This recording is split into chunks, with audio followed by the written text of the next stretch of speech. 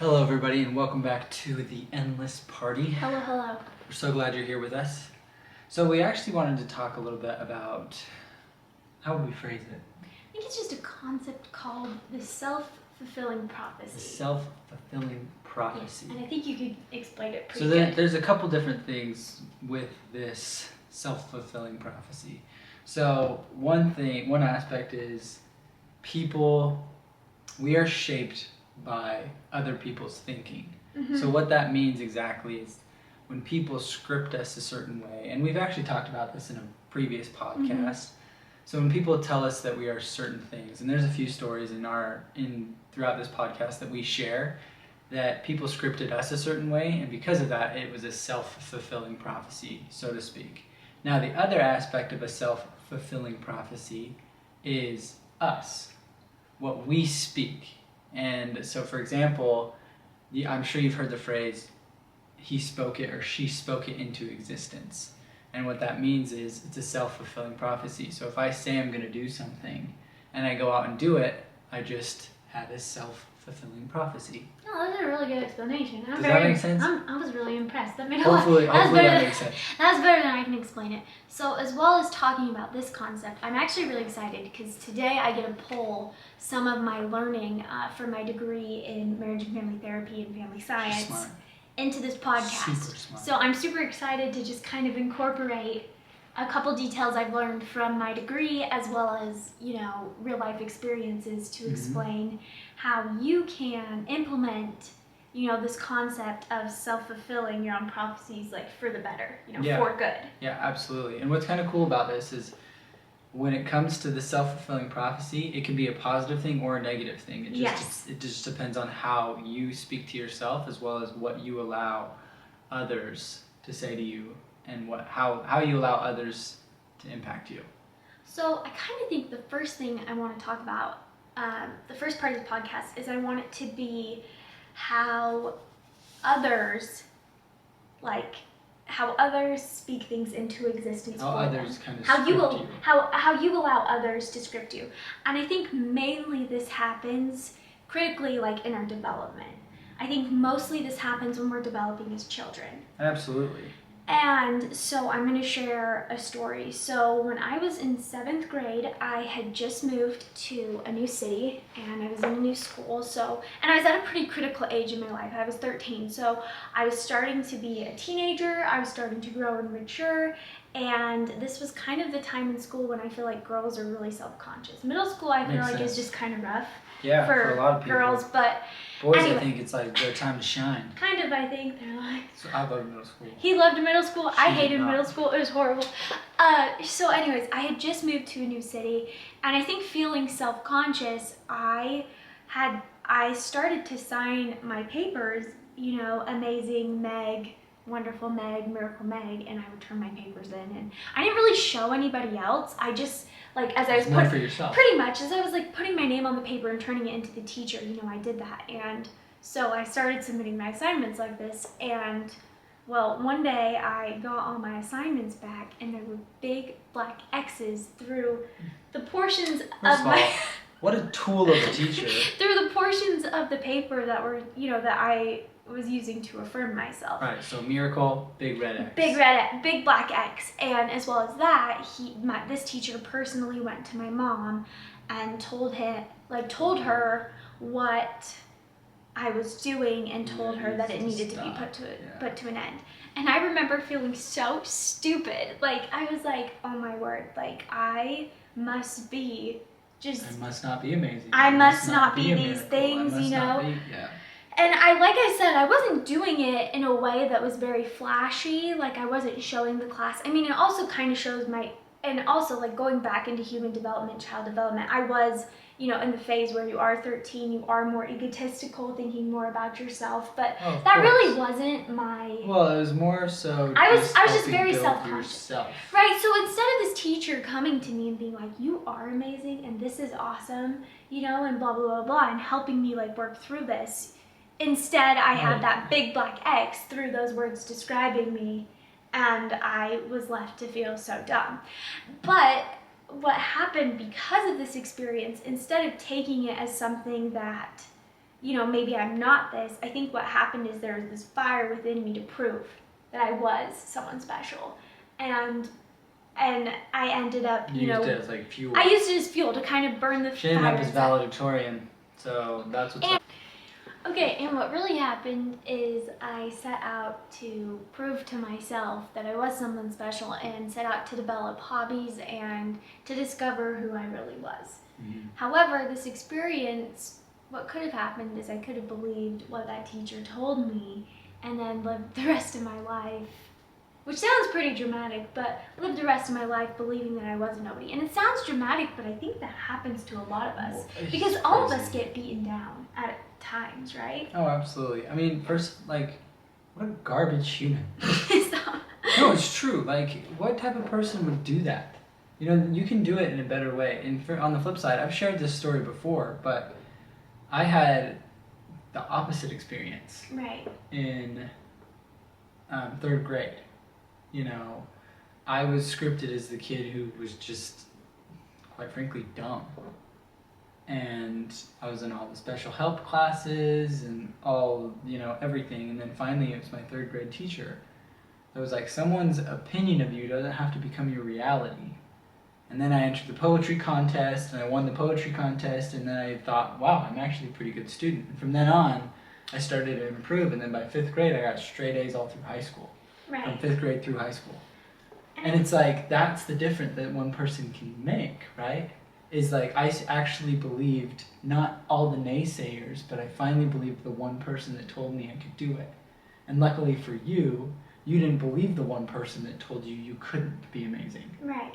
And I think something too, so you had that experience with the teacher, Miss Powell, right? Mm-hmm. And it was so great. So then you took that experience and you're like, you know what, I'm going to be an author and a speaker. Yeah. And then what happened when you decided to do that?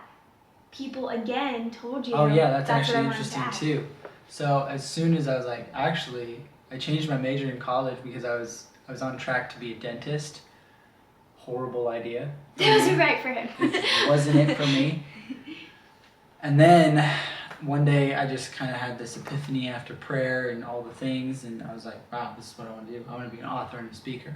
I told people, mind you, these people are the closest people to me, and the first thing they said out of their mouth was, you suck at English. Like, First of all, I think I'm pretty good at English because all of you can understand me right now, but still, that's what they said. that was the first thing they said. And to me. here's what's fascinating too about that. So then you take that and you're like, no, you're almost done with your Forget first, you. and you're almost done with your first book. And Yeah. all those naysayers, like, have they written a book? Have No. they? No. And that's so what's it's crazy so about it interesting. too, is so many people will speak about subjects as if they are an expert in the matter, when Right. in reality they aren't. So they'll tell you, for example, in my case, it was like, you suck at English, you can't be an author, you can't be a speaker, and this is coming from people who have done nothing. Right. And so for your teacher to tell you that you're not amazing or you're not a miracle, Right. and it's like, who are you to tell me that? Right. And what was interesting is I wasn't ever saying like, I am the greatest miracle and better than everybody No. in this class. That's not how it was going, you know. You were saying you are one of the miracles. Pretty much. I mean, Yeah. and I was 13, so like, as a teacher, I feel like you could have. Actually, Should I have think I handled was that a 12. lot better, to be honest. I was 12. So, anyways, you could have, you can cut. You can could cut easily a come 12-year-old up to some them slack. and say like, hey, You're you amazing. are all of these things. I'm gonna be honest with you though, it makes it a little hard for me because the first thing I look for is your name. So if you will just Or- not put that, that'd be super Or helpful. Or just just let- put it on the back. Or Or just just let it the kid slide. write it. Like, why? Yeah. What's the harm in that kid believing in themselves? Because Like that's I what said, that garbage. was really what I was conveying. Is I just so desperately wanted to believe in myself. Absolutely. Anyways, Who doesn't? So, right.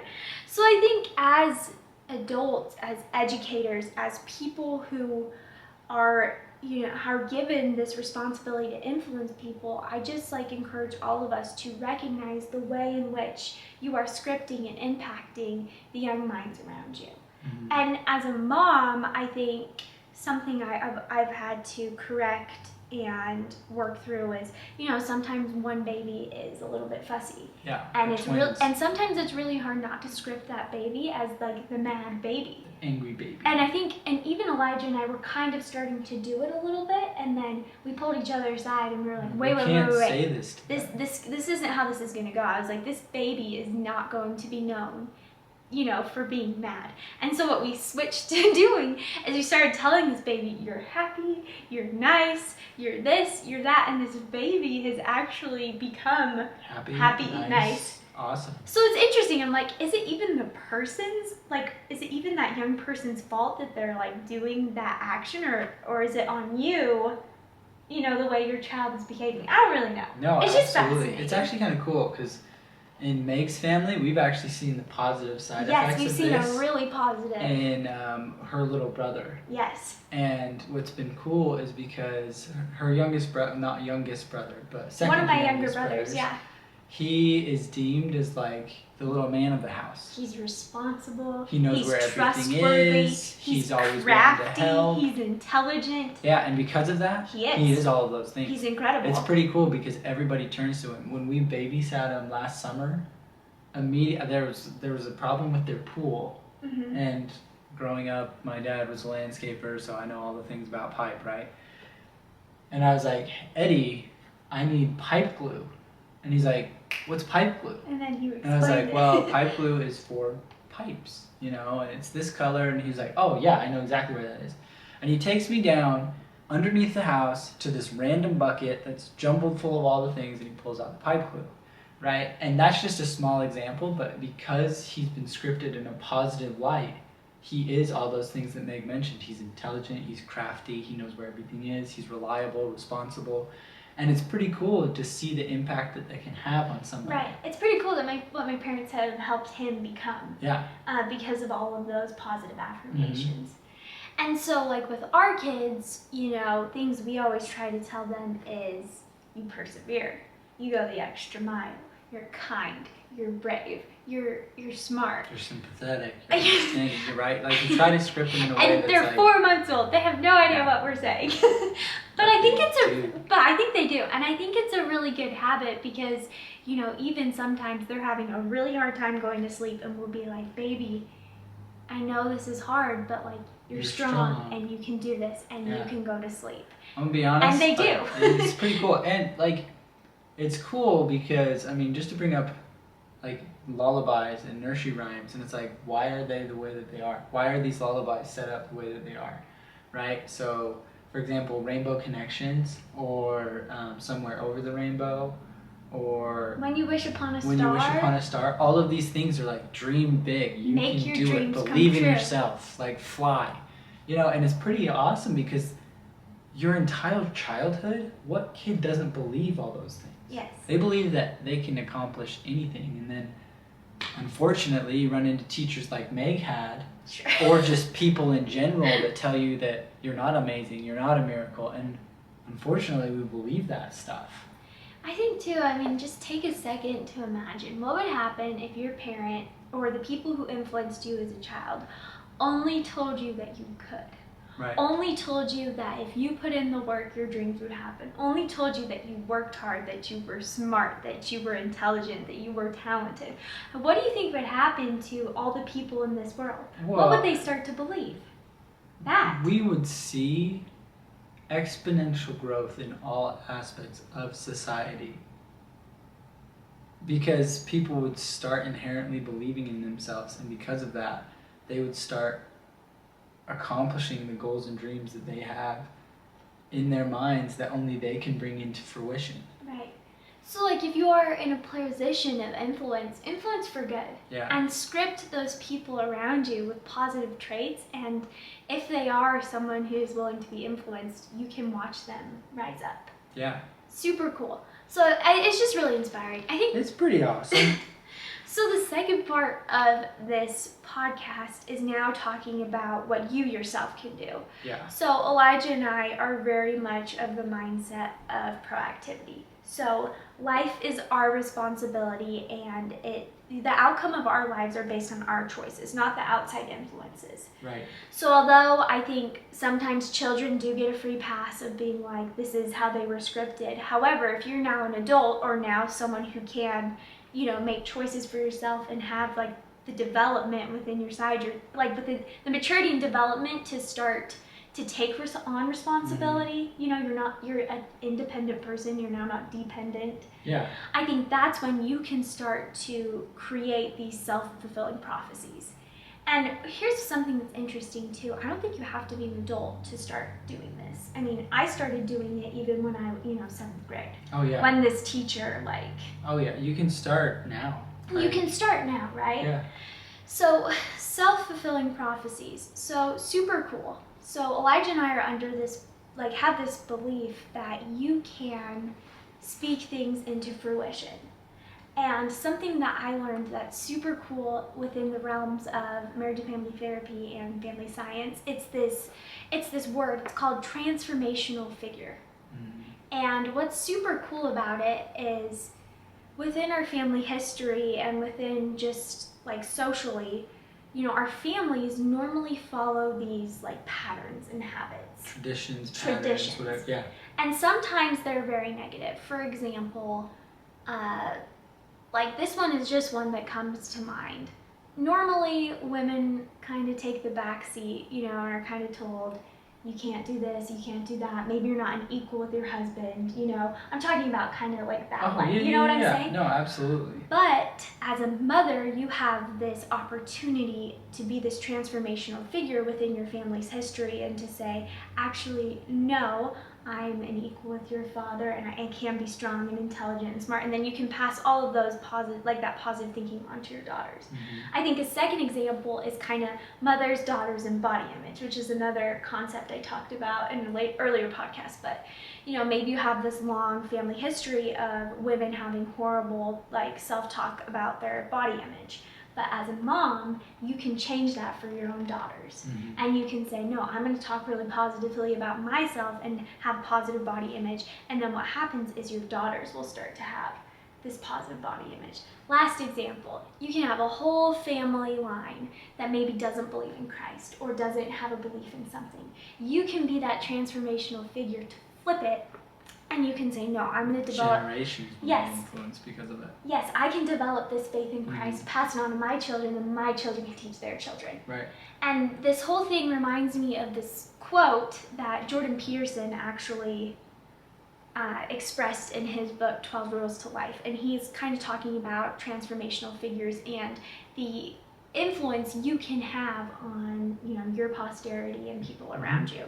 So Jordan Peterson explains, I had a client who did not have good parents. Her mother died when she was very young. Her grandmother, who raised her, was a hard-ridden, bitter, and over-concerned with appearances. She mistreated her granddaughter, punishing her for her virtues, creativity, sensitivity, intelligence, unable to resist acting out her resentment for an admittedly hard life on her granddaughter. She had a better relationship with her father, but he was an addict who died badly while she cared for him. My client had a son. She perpetuated none of this with him. He grew up truthful and independent and hardworking and smart. Instead of widening the tear in the cultural fabric she inherited and transmitting it, she sewed it up. She rejected the sins of her forefathers. Such things can be done. And I'm like, isn't that so powerful? Oh yeah. What's interesting is I even think about just this example. So her grandmother had a really hard life, and she took her hard life out on her granddaughter, correct? Whereas her granddaughter also had a really hard life, and instead she chose to use that hardship and change. That's so cool. It's pretty incredible because that, at the end of the day, that's what we're really trying to focus on in this podcast episode, is the fact that you're going to deal with some hardships. You're going to have the people in your life that tell you you're not amazing, that tell you you're not a miracle. And you can choose to believe them and live that hard life. And then transmit that on other people. And then do that same thing that they did to you to others.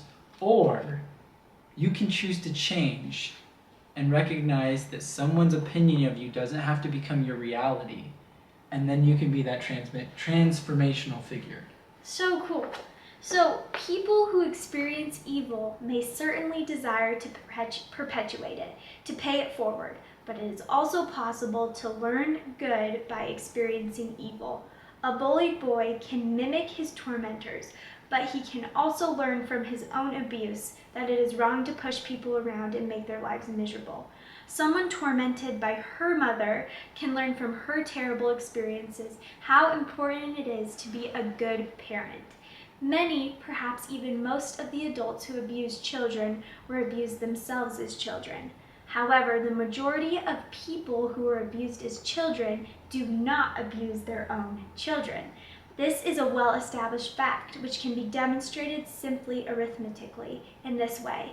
If one parent abused 3 children and each of those children had 3 children, and so on, then there would be 3 abusers the first generation, 9 the second, 27 the third, 81 the fourth, and so on exponentially. After 20 generations, more than 10 billion would have suffered childhood abuse, more people than currently inhabit the planet. But instead, abuse disappears across generations. People constrain its spread.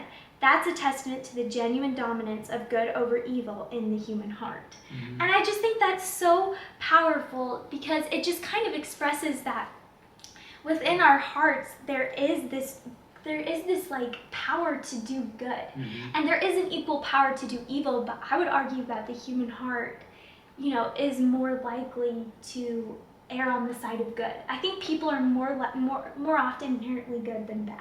Oh, I agree. There's actually a story that I'll share with you, with everybody real quick. And it's a story of this king. And he was kidnapped at, I think it was around 12 years old. And what happened was the kidnappers said, we want to destroy this king, but we can't do it in a physical manner. We're going to do it in a spiritual and emotional manner. And so they gave him every 12-year-old's fantasy. They filled him with pornography, they filled him with just junk food and candy and just everything that a 12-year-old boy could ever want. He had no restrictions. And this king didn't divulge at all. He didn't indulge in any of the substances, any of the pornography, any of the just horrible, horrible filth that they filled him with. And finally, after 3 or 4 years of this, they were like, why have you not given in? And he goes, because no matter what you put my direction, I know where I come from. I know who I am. I am a king. And a king would not indulge in any of this. And it's pretty cool because that story can go hand in hand with each of us.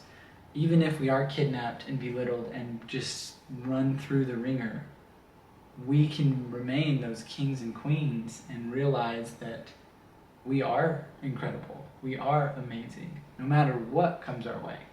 It's so cool. And I think, too, it's why? People are going to ask, why are we special? What makes us so incredible? And for Elijah and I, what is it? It's that belief that we are children of God. Yes. And because of that, we have this... How could you not be special? You're God's child. You come from deity. Yes. Come on. So what's the best way to create a self-fulfilling prophecy? I think it's easier to self-fulfill once you understand and have this identity that, you are a child of God. And I wanted to kind of come full circle. So, I had that teacher who was the worst, and I ended up actually having a coach who was pretty much just the same. But what has gotten me through these situations and this hardship and, these instances where people have wronged me is that belief I had that, well, I come from, a God who loves me, a Father who is all-powerful, all-knowing, and because of that, that gives me worth, and that gives me something special, and it gives me the power to overcome all of this and choose to shape my own destiny. And I'm like, that's beautiful. No, it is beautiful. I mean, it's pretty interesting, and that's true of each and every one of you who is listening or watching this podcast. It's that understanding, whether you believe in God or not, you're still His child.